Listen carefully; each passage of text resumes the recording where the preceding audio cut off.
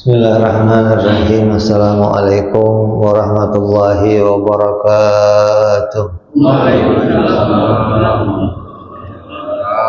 Al-Fatihah ila ruhi sayyidina wa habibina syafi'ina Rasulullah sayyidina Muhammad bin Abdullah sallallahu alaihi wa ala alihi wa ashabihi wa azwajihi wa dhurriyyatihi.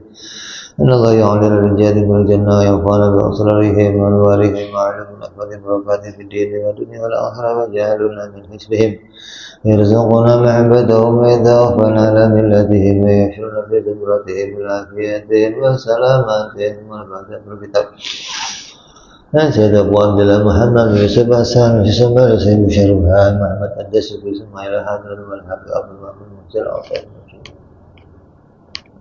رفعنا الله بهم علومهم لهم الفاتحة أعوذ بالله من الشيطان الرجيم بسم الله الرحمن الرحيم الحمد لله رب العالمين الرحمن الرحيم مالك يوم الدين إياك نعبد وإياك نستعين اهدنا الصراط المستقيم صراط الذين أنعمت عليهم غير المغضوب عليهم ولا الضالين آمين بسم الله الرحمن الرحيم نويت تعلما وتعليما وتذكرا وتذكيرا والنفعا والانتفاعا والإفادة والاستفادة والحثا على التمسك بكتاب الله سنة رسول الله صلى الله عليه وسلم والدعاء إلى الهدى والدلالة على الخير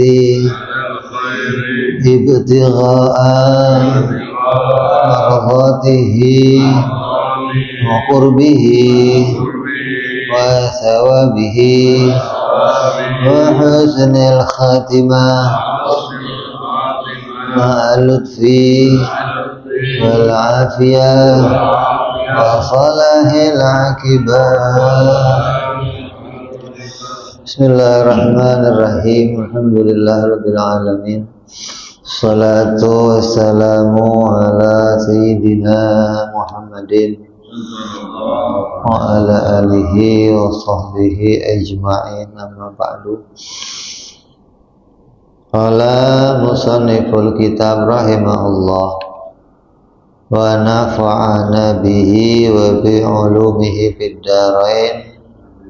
Allahumma aftah qulubana futuhal arifin wa bi hikmatika wansur alaina birahmatika ya arhamar rahimin.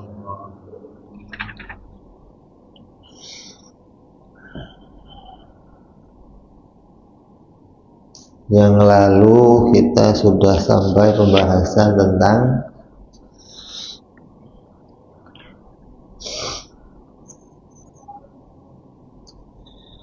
bahwa setiap benda itu tidak bisa memberikan hasil atau pengaruh atau bekas kepada perkara yang lain.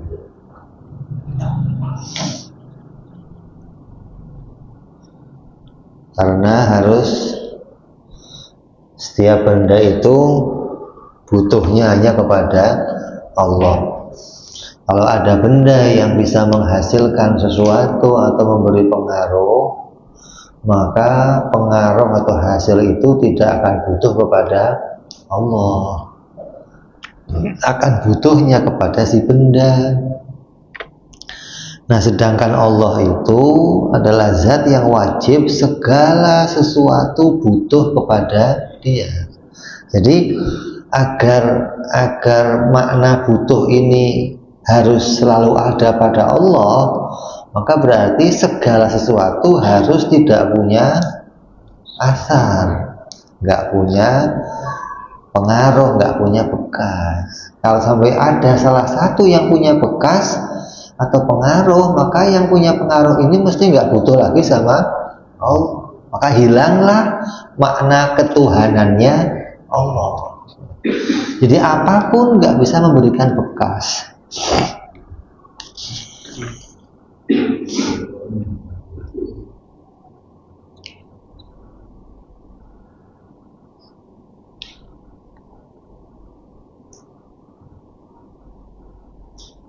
Walhasil dari pembicaraan kemarin itu kesimpulannya apa? Anna umdatahum al-uzma at-taqlidu lima la yasluhu taqliduhu walal iqtida'u bihi min awaida wa ghairiha. Kesimpulannya adalah bahwa pegangan pokok bagi mereka adalah taklid pada berbagai adat, pada hukum adat dan hal lainnya yang tidak pantas ditakliti atau diikuti. Watarku andhara zakiyatal aqliyata al-mustawdi'ata bi anwaril kitabi wa sunnah, dan mereka meninggalkan penalaran akal sehat yang diterangi Al-Quran dan sunnah yang laksana cahaya.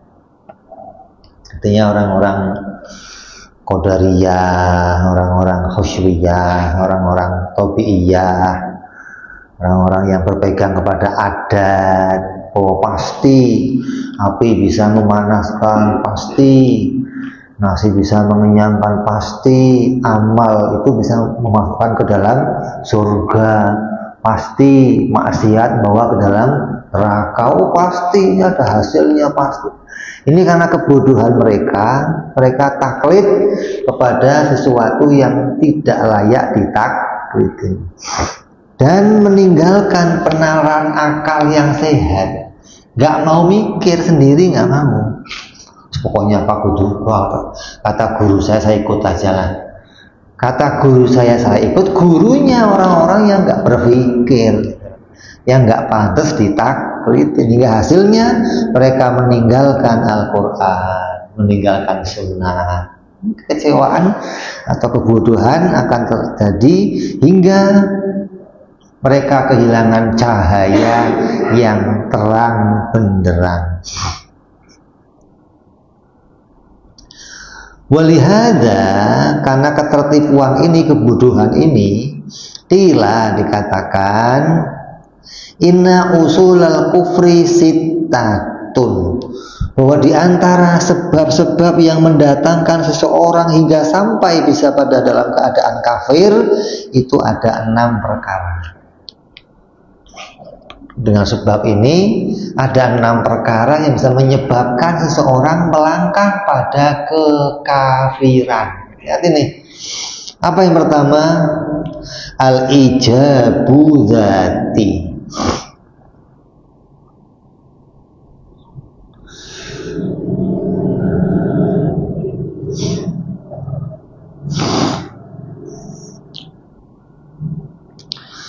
Terus yang kedua apa? At-tahsinul akli.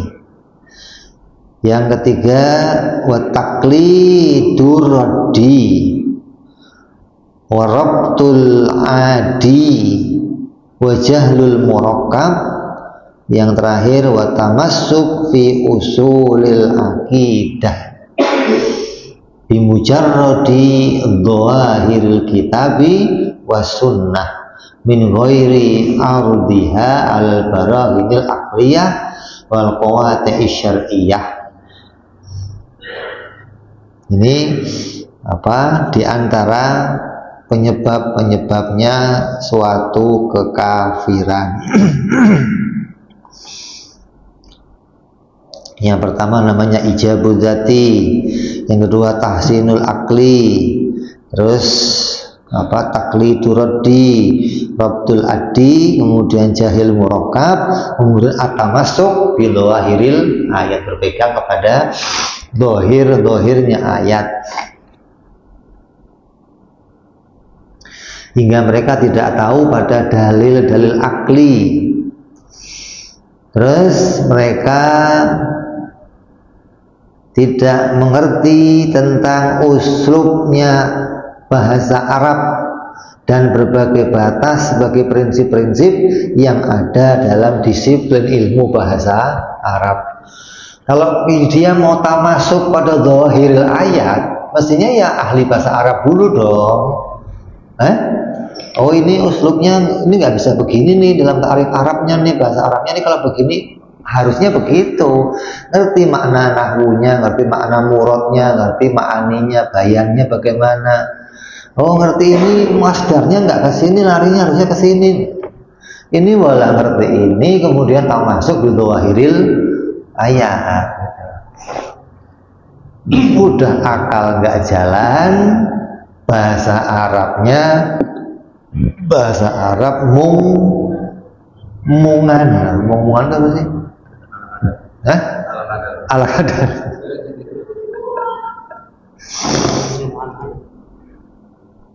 Ini apa?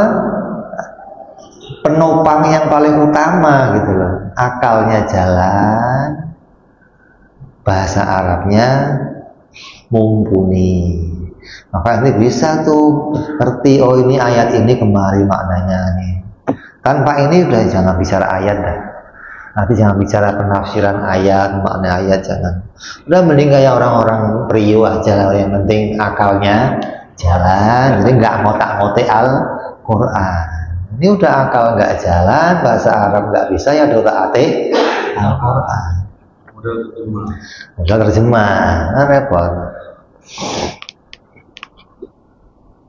Terus musannif bahas satu persatu. Apa itu namanya ijabud dzati? Ijabud dzati itu wal ijabud dzati wa aslul kufril falasifah. Ini yang menjadi sebab kafirnya para filosof. Haitsu ja'alu dzatal aliyata fa'ilata bimuqtadal ijabid dzati. Yaitu di mana mereka menjadikan zat yang maha luhur, zatnya Tuhan, sebagai yang melakukan karena konsekuensi al-ijabu dzati. Jadi yang menjadi penyebab munculnya segala sesuatu di alam ini siapa? Ya zatnya Tuhan itu. Karena ada zatnya Tuhan itu, maka muncullah segala sesuatu.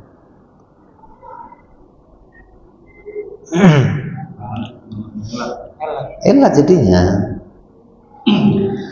Hiya illatun lil mumkini al mustanadi ilaiha min ghairil ikhtiyar. Gitu jadi kan? Bahwa maksudnya adalah zatnya Tuhan itu merupakan ilat bagi hal yang mungkin yang disandarkan kepadanya. Artinya terjadi itu tidak dengan pilihannya. Jadi Allah itu menciptakan sesuatu bukan karena pilihannya. Karena memang dia itu Tuhan, ya otomatis dia pasti menciptakan. Kalau begitu, yang terjadi apa? Kalau memang zatnya Tuhan itu pasti menciptakan, yang terjadi apa?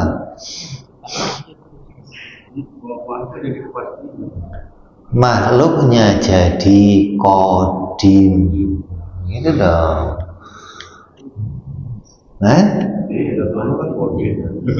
Lah kan sama-sama qadim jadinya kan. Ya kan? Karena barengan gitu loh. Kayak contohnya apa? Kalau tangan saya bergerak, baju saya bergerak, itu kan? Ini namanya elat. Jadi selalu terjadi, selalu bersamaan. Nah, elat itu nggak bisa dipisahkan. Kalau tangan saya gerak, maka baju saya pasti ikut bergerak. Kalau makna ini diterapkan pada zatnya Allah, kalau Tuhan ada, alam pasti ada, berarti keduanya juga bergandengan. Kalau begitu nanti nggak ada yang namanya azali, nggak ada, gitu kan? Spontanitas ada. Apanya? Makhluknya ada ya Allah. Iya, artinya muncul sendiri keberadaannya makhluk tanpa Allah yang menghendakinya. Berarti nggak ada yang namanya azali. Azali itu apa? Nah, keadaan yang mana hanya adanya Allah saja, nggak ada yang lain. Berarti di masa itu Allah bebas mau menghendaki makhluk atau tidak menghendaki kemunculan. Itu namanya azali. Nah, kalau dikatakan Allah itu yang zatnya yang menciptakan, bukan terjadi atas pilihannya, ya berarti alam dan Tuhan selalu bersama. Faqalu, maka mereka mengatakan, li'ajli dzalika binafil qudrati wal iradati wa sairi sifat, bahwa Allah itu ya berarti nggak ada kudratnya, nggak ada iradahnya, nggak ada ilmunya, gitu kan? Karena zatnya Allah itulah yang menjadi penyebab kemunculan adanya alam.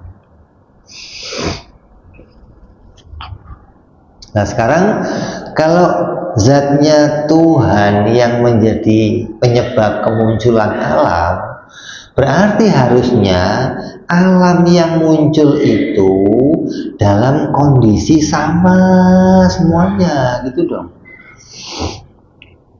Nggak boleh berbeda-beda kalau hasilnya karena elat, kan? Karena hasilnya munculnya itu bukan atas pilihan, bukan dikehendaki. Nyatanya alam ini muncul dalam keadaan beraneka ragam.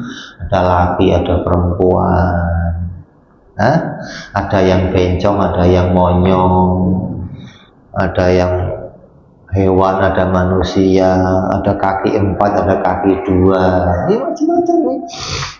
Berarti kemunculannya itu memang Allah kehendaki, Allah pilih, Allah tentukan. Nah, untuk menentukan, untuk memilih, untuk menghendaki, ya pasti ada ilmu, ada iradah, ada kudrat, gitu dong. Kalau menafikan ini semua, berarti menghilangkan sifat-sifat ikhtiar.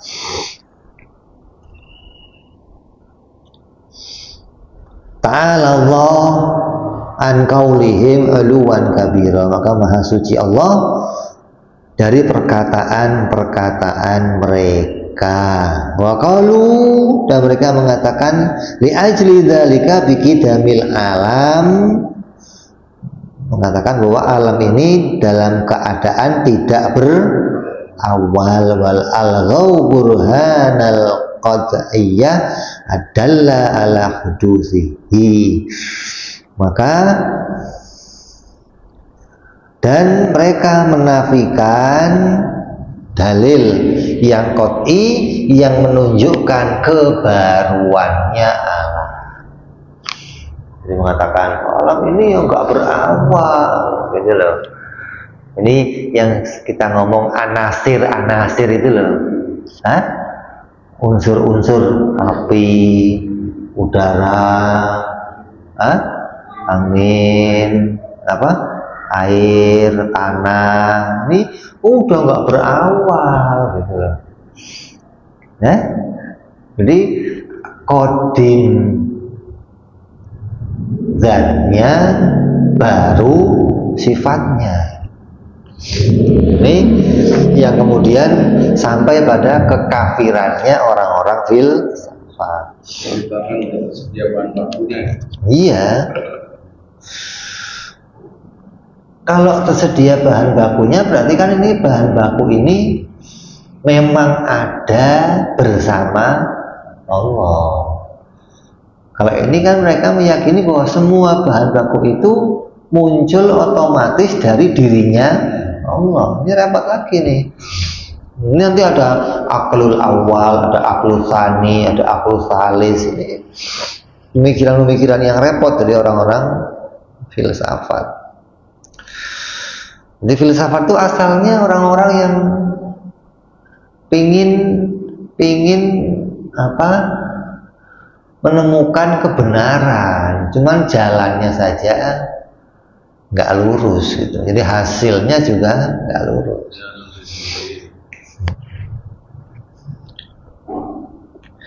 Jadi kalau bicara asal muasalnya orang filsafat itu orang-orang yang giat berpikir, giat mencari, tapi tidak pakai rel yang benar. Ya buktinya mereka bisa menemukan keberadaan Tuhan, berarti kan mencari kan. Ini muncul sendiri, nggak mungkin muncul sendiri, ini mesti Tuhan yang bikin.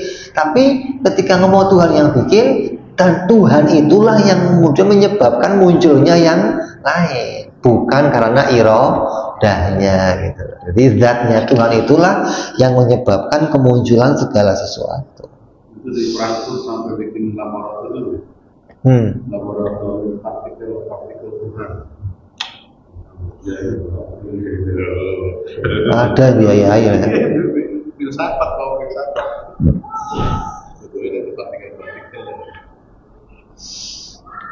Jadi bukti kebaruannya alam itu ditolak sama mereka. Nah, kita kan kemarin sudah bicara tentang apa? Matolibu sab'ah, 7 dalil alam ini baru. Itu oleh mereka ditolak semua.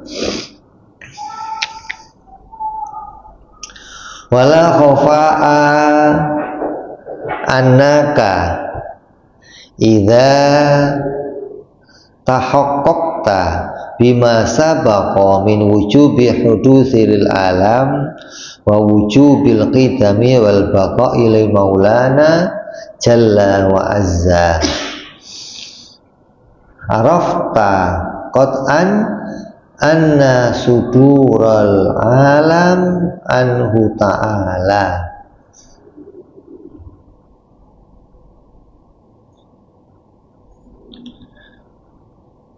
Innama huwa bimahdil ikhtiyar.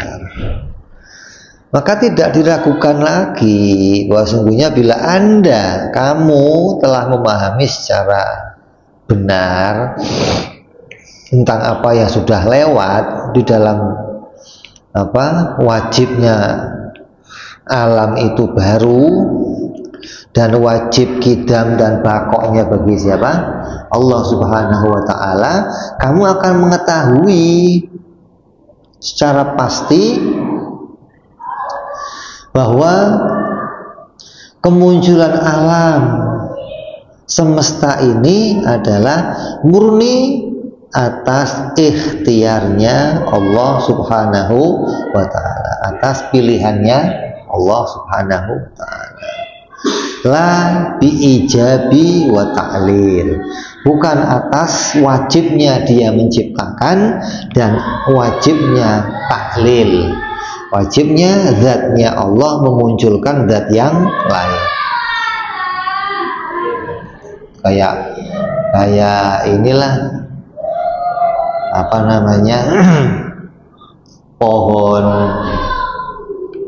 pohon pisang ngeluarin tunas lah. Kan itu elat jadinya kan. Nah, kalau begitu nanti hasilnya ya sama kayak dirinya mestinya kan, nggak bisa berbeda mestinya.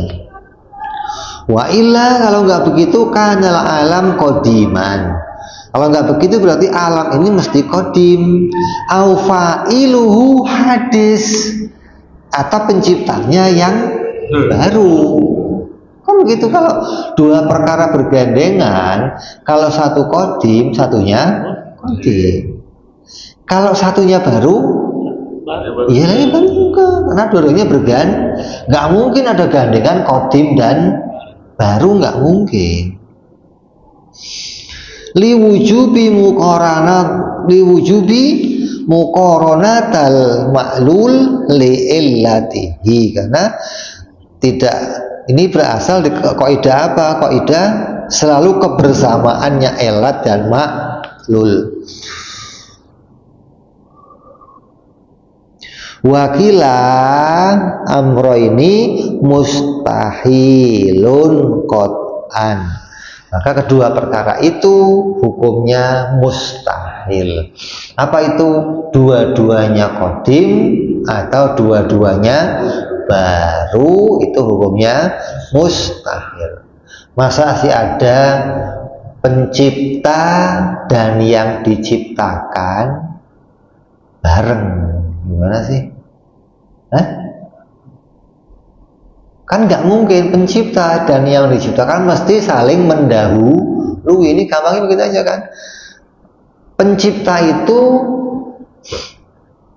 lebih dulu dari yang diciptakan, nggak mungkin bersamaan gitu dong. Maka muncullah kalau dikatakan pencipta itu apa, yang Allah itu atau Tuhan itu menciptakan tidak karena pilihannya, tapi menciptakan secara otomatis dari dirinya, berarti kemunculan alam ini selalu bersamaan dengan wujudnya si Tuhan. Selama Tuhan itu ada, berarti alam selalu ada. Berarti akan jadi hukum bagaimana? Bisa dua-duanya kodim atau dua-duanya baru. Maka dua hukum ini mustahil. Harus yang namanya alam dan makhluk, satunya kodim, satunya baru. Harus begitu, nggak mungkin nggak begitu. Bagaimana? Pencipta sama yang diciptakan kok bersamaan.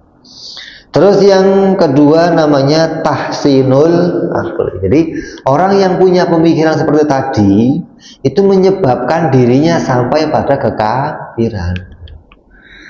Jadi orang yang mengatakan, oh Allah itu menciptakan nggak pakai pilih-pilih lagi, pokoknya jadi aja. Ngomong idza arada syai'an ayyaqula lahu kun fayakun. Ini idza arada, kalau dia menghendaki. Gitu kan? Jadi ada yang namanya kehendak dalam sebuah penciptaan, bukan tahu-tahu jadi tanpa menghendaki. Kalau tanpa menghendaki jadi, berarti jadinya seperti apa dong? Muncul tanpa dikehendaki gitu loh. Ente yang dikehendaki aja mukanya masih nggak karuan begitu, apalagi nggak dikehendaki, bisa tambah kacau muka ente. Ini yang pertama. Yang kedua tahsinul akli. Wa asluku fil barahimah.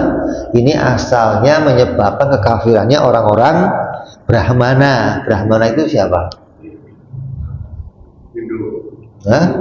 Hinduisme yang kerjaannya megang batok kelapa itu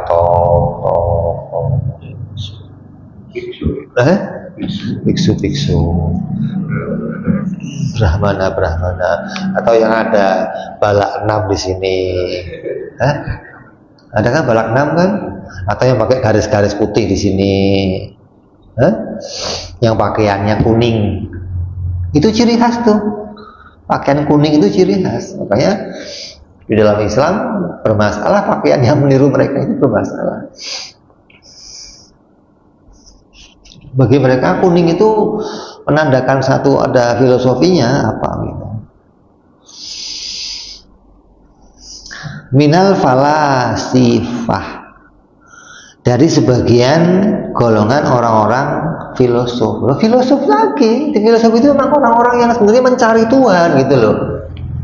Bukan filosof itu orang-orang yang asal pinter, asal ngomong. Enggak, memang mereka tujuan asalnya itu orang-orang yang kritis gitu loh, mau mencari keberadaan pencipta Allah. Hanya saja jalannya nggak ketemu jalan yang benar gitu aja. Hingga jadinya ada ya filosof Yunani, ada filosof India, ada filosof gitu loh. Artinya terjadilah pola pikirnya mereka masing-masing.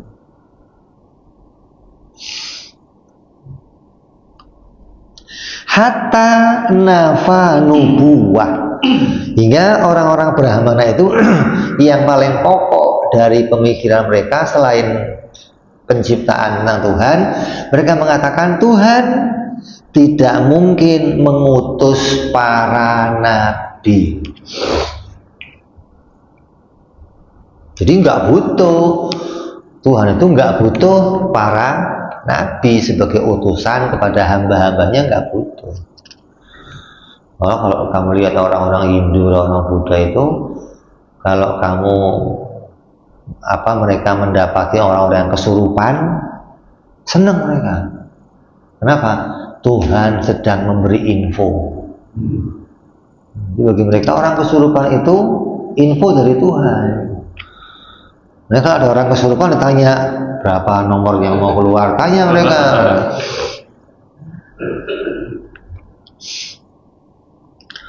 Wa aslu sholalatil mu'tazilah, dan merupakan sebab kesesatannya orang-orang mu'tazilah. Ini tahsin akli itu kan artinya tahsin akli itu menganggap akalnya itu lebih bagus dari hukum agama. Gitu loh. Akal itu lebih bagus dari hukum yang dibawa oleh Nabi. Artinya tanpa hukum dari Nabi nggak ada masalah, akal sudah bisa bikin peraturan. Ini disebut tahsinul akli. Jadi akal itu lebih bagus, akal lebih utama di dalam menetapkan hukum-hukum bagi dirinya manusia.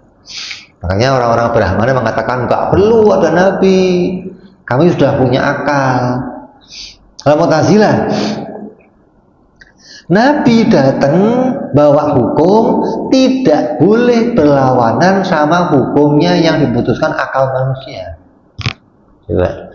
Jadi akal manusia itu dianggap sebelum Nabi datang, kami sudah bisa membuat hukum-hukum. Kami sudah tahu mana yang baik dan mana yang buruk. Ketika Nabi datang, nggak boleh merubah hukum ini, gitu loh. Kalau Tuhan mau ngutus Nabi membawa hukum, harus hukumnya cocok sama hukum yang sebelumnya, yang ditemu oleh akalnya manusia. Ya, contohnya apa? Contohnya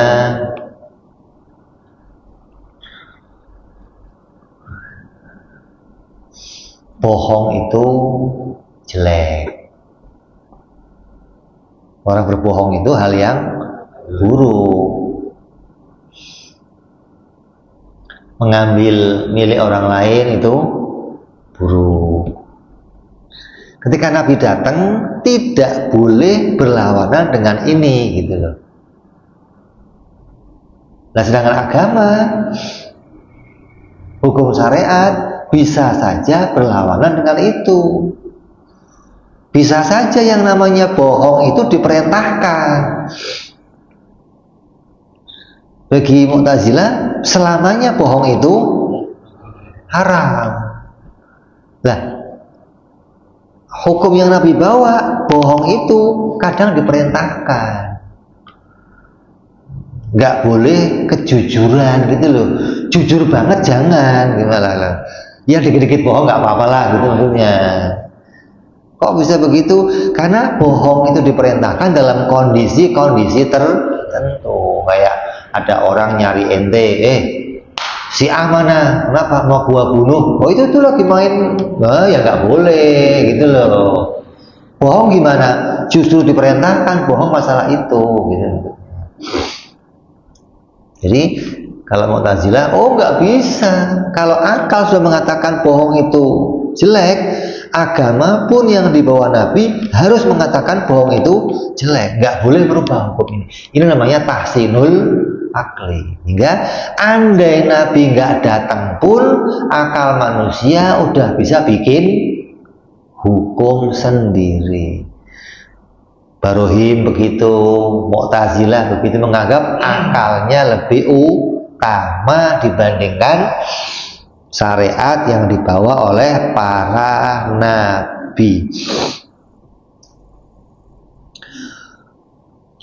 Hatta aujabu ala Allah ta'ala mura'atul solahi wal aslahi lil khalqihi. Sehingga mereka orang Mu'tazilah mewajibkan Allah menjaga as-sholah wal aslah bagi makhluknya.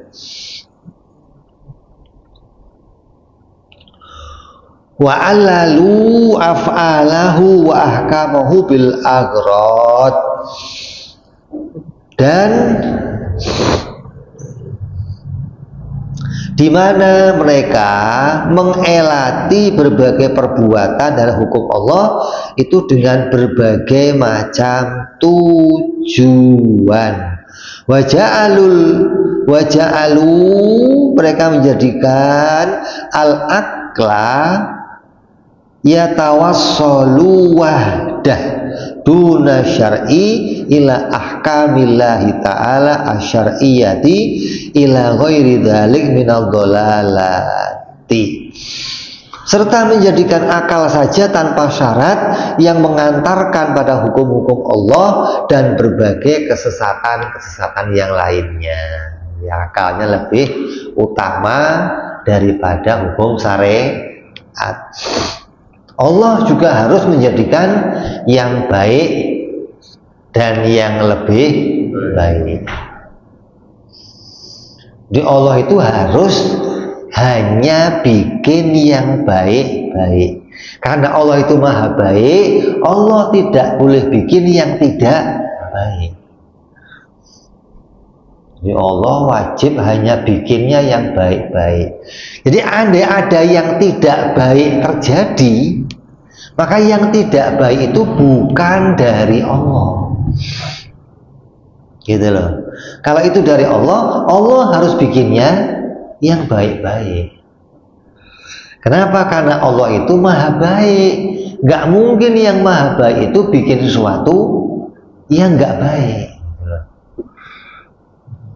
Menunjukkan bahwa Allah itu harus bagi mereka, bagi orang-orang Mu'tazilah, harus Allah itu menjadikan, dan yang dijadikan harus yang baik. Kalau kita kan enggak, Allah ya bebas, mau bikin apa saja bebas, mau bikin yang baik ya boleh, mau bikin yang enggak baik ya boleh. Yang enggak baik contohnya apa? Allah menjadikan bencana, menjadikan anak kecil sakit, menjadikan apa?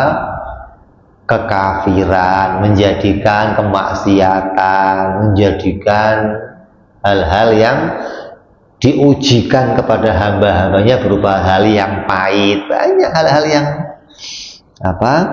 Tidak wajib Allah bikin yang baik. Baik itu pendapat ahli sunnah. Jadi orang yang meyakini seperti ini, menganggap akal itu lebih baik daripada syariat, akal lebih baik daripada hukumnya Allah. Kalau ada hukumnya Allah harus nurut sama akalnya manusia, maka orang seperti ini penyebab dia kafir.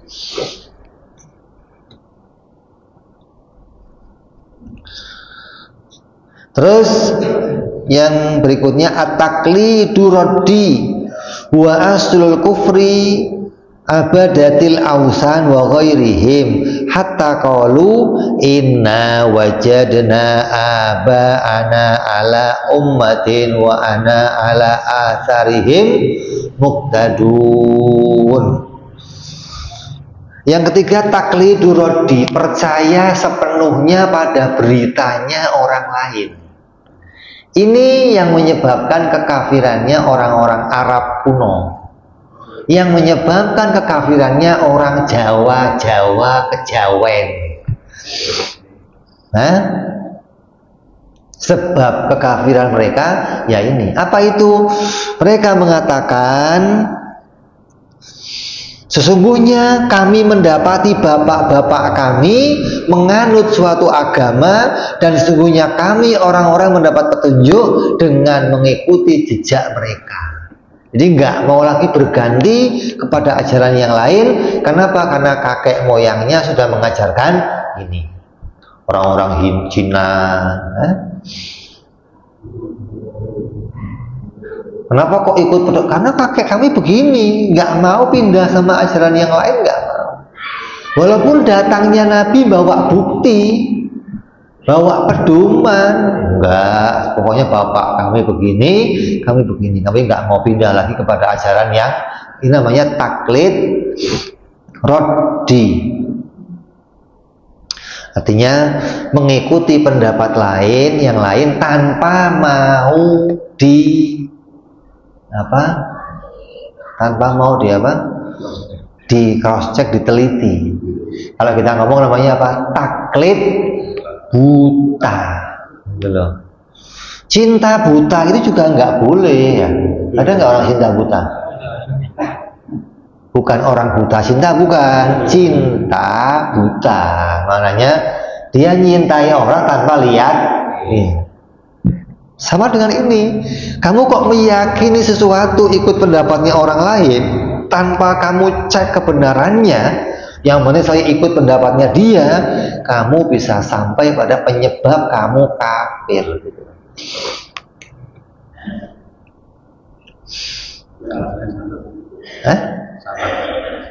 Alasannya apa? Iya, dalam masalah selain akidah boleh. Kalau soal akidah emang harus begitu. Dalam masalah amaliyah kita harus taklid memang. Tapi kalau dalam masalah usuliyah akidah kita nggak boleh taklid. Kenapa? Karena keimanan itu nggak kelihatan. Kalau amaliyah kelihatan. Oh, saya mau tiru, pokoknya saya mau mengikuti imannya Nabi. Lah, iman Nabi kayak apa? Mau nggak kelihatan imannya Nabi. Oh, kalau saya mau ikuti amalnya Nabi, bisa kelihatan amal Nabi. Sampai Nabi ngomong, "Shollu kama ra'aitumuni usolli." Kamu kalau sholat ya lihat saya sholat. Ini namanya sanad. Jadi kenapa kok sholatnya begini? Karena saya melihat bapak saya begini, selesai. Gitu loh. Ini urusan sanad amaliyah.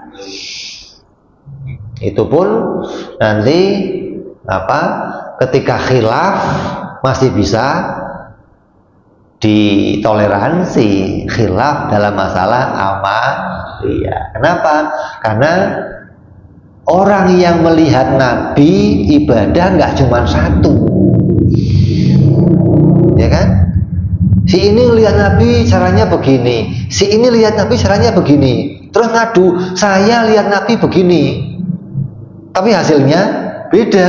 Ya betul, yang mana terus? Yang satu, saya lihat Nabi nggak pakai kunut.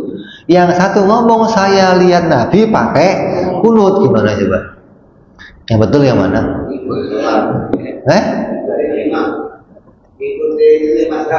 Lah iya, mazhab ada berapa? 4. Mazhab 4 ini sumbernya sahabat semua. Kok bisa beda? Karena memang zaman sahabat sudah berbeda, gitu loh. Dan ini ditoleransi kalau masalah amaliyah. Tapi kalau masalah akidah nggak ada toleransi. Oh, saya meyakini Nabi itu meyakini Allah di atas. Nggak ada satupun sahabat yang meyakini Allah ada di madhab kamu, madhab Imam S. Arifin namanya. Bukan madhab ahli sunnah wal jamaah gitu. Ini kalau masalah amaliyah boleh khilaf gitu loh.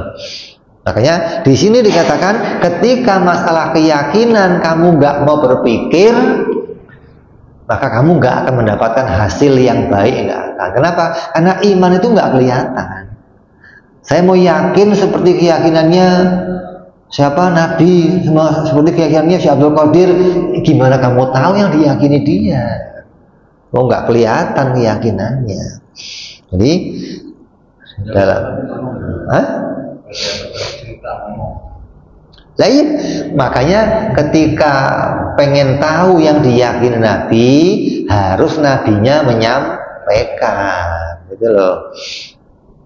Dan yang disampaikan ini sesuai dengan fakta.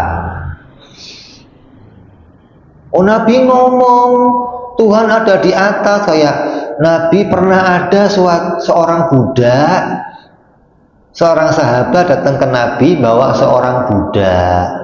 Kemudian kata sahabat, ya Rasulullah, saya mau membebaskan budak saya.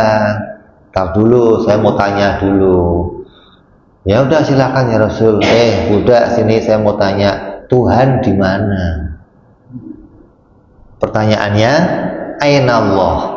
Tuhan di mana? Hadis ini sanadnya jelas, tapi matanya nggak jelas, gitu loh. Masa sih dalam agama diputuskan haram orang bertanya Tuhan ada di mana? Kok nabinya malah nanya Tuhan gimana sih? Ini hadis ini bermasalah, gitu loh. Ya kan? Jadi walaupun ada hadisnya, ketika itu nggak muafik sama akal, ditolak matan ini. Cari hadis yang lain yang matanya cocok sama kenyataan. Oh, ternyata ada. Nabi nanya, siapa itu Allah? Berarti ada hadis lain nih. Saya siapa? Oh, Allah itu Tuhan, engkau utusan Allah. Nah, aktik, bebaskan dia.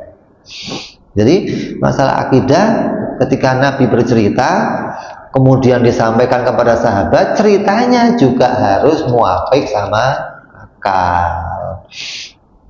Dalam masalah apa? Keimanan. Jadi orang yang taklid rodi, taklid buta, ini menyebabkan pada kekafiran. Walihada qaulal muhaqqiqun la yakfi taklid fi aqaidil iman. Karena inilah para muhaqqiqin, para ahli tahqiq. Siapa itu muhaqqiqin? Ya para orang-orang ahli orang-orang para imam madhab, orang-orang para mujtahidin. Layak fi taklid, nggak cukup orang itu taklid fil aqaidil iman, di dalam akidah keimanan. Qala ba'dul masyayikh la farqa baina muqallidin yanqadu wa bahimatin tuqad. Para ulama, para masyayikh, para guru-guru, tuan-tuan guru mengatakan apa? Tidak ada bedanya antara muqallid yang selamat dan hewan yang dituntun. Yang namanya orang yang mengikuti itu, orang yang mengikuti itu akan sama yang dikerjakan dengan yang diikuti. Lah, kalau kamu mengikuti kepada orang-orang yang benar, kamu kok suruh milih, ente itu ya kalau mau ikut sama orang lihat-lihat orangnya, jangan asal ikut. Ini milih-milih, lihat, cek dulu nih orangnya bener apa enggak, baru ente ikuti. Kalau dia bisa ngecek, tahu benernya, berarti nggak ikut-ikutan lagi, namanya bisa mikir, gitu loh. Lah gara-gara dia nggak bisa mikir, makanya nggak ngecek lagi. Lah makanya dikatakan orang yang dituntun sama yang nuntun sama saja, kebrusuk bareng, gitu kan. Nah ya dong, gimana sih? Wong sama-sama nggak tahu jalannya. Ada orang buta nuntun orang buta, gimana ya Bang? Ya? Kira-kira yang selamat yang mana itu? Enggak selamat dua-duanya. Orang buta nuntun orang buta. Gimana sih? Kalau ada satu orang melek nuntun orang buta, mending ini orang buta nuntun orang buta. Maka dua-duanya nggak bakalan selamat. Ini beberapa akidah yang sudah kita bahas. Berapa tadi? Pertama ijabu zati, kemudian tahsinul akli, kemudian taklidur roddi. Insyaallah kita bahas yang berikutnya apa? Arabtul addi. Wallahu a'lam bissawab. Wa ila hadratin nabi. Al-Fatihah. A'udzu billahi minasyaitonir rajim. Bismillahirrahmanirrahim. Alhamdulillahi rabbil alamin arrahmanir rahim maliki yaumiddin. Iyyaka na'budu wa iyyaka nasta'in. Ihdinas siratal mustaqim. Siratal ladzina an'amta 'alaihim ghairil maghdubi 'alaihim waladdallin. Amin. Ya Rabbana i'tarafna bi annana qatarafna wa annana asrafna 'ala al-adha ashrafna fatub 'alaina tauba taghsil kulli hauba asdur lana awrati wa amin rawati waghfir li walidina rabbi wa mauludina wal ali wal ihwani wa sairil hillani wa kulli dhi mahabbah wal muslimina ajma'in rabbi isma fadlan wa judan mannan la biktisabi minna bil mustafa rasuli na'adha bi kulli suli sallallahu wa sallam rabbi alaihi andal habbi